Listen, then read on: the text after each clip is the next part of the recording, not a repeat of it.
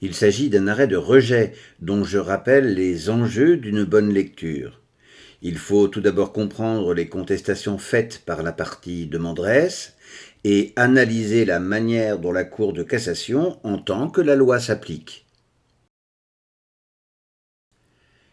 Une salariée a été engagée par la société Dubus en mai 2006. L'intitulé de son poste était responsable juridique opérationnel. Elle était donc juriste d'entreprise. Mais elle a été licenciée presque 3 ans plus tard, en février 2009, pour faute grave. Il s'agit donc d'un licenciement pour motif personnel, fondé sur une faute d'une particulière gravité qui autorise un licenciement immédiat et sans préavis.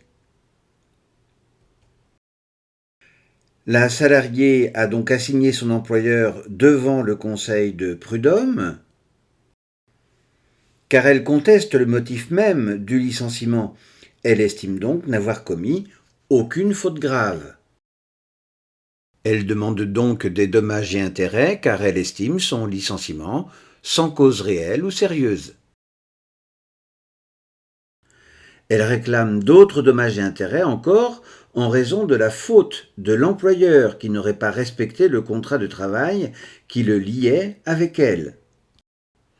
On ne connaît pas la nature du jugement du conseil de prud'homme, ni même l'identité de la partie appelante, mais un appel a bien été formé devant la cour d'appel de Douai, qui a conclu à un licenciement justifié sur une faute grave de la salariée.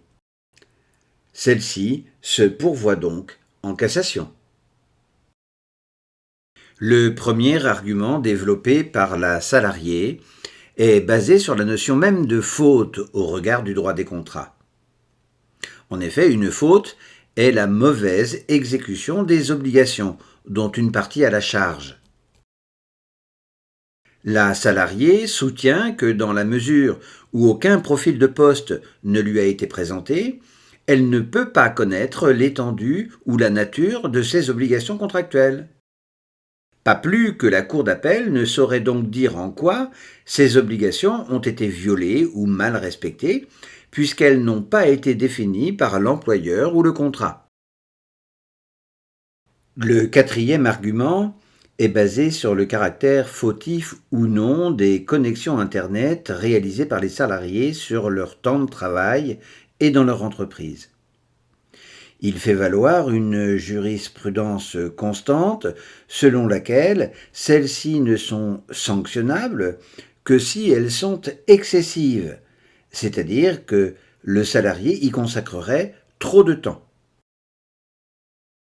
Ainsi, pour la salariée, il faut dire en quoi 10 000 connexions ont un caractère excessif au regard du temps qu'elle y aurait consacré et non se contenter de les dénombrer.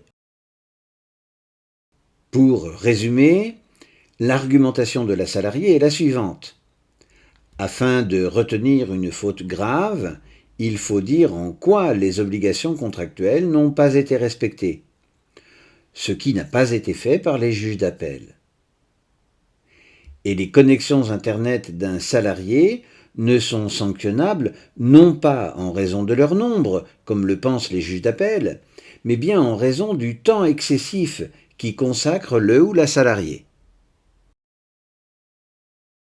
Mais pour la Cour de cassation, en raison du caractère extra-professionnel des connexions, dont le grand nombre a été constaté,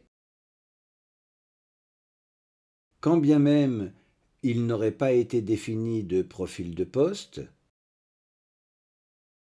les connexions en question peuvent être qualifiées d'abusives et donc justifier une faute grave.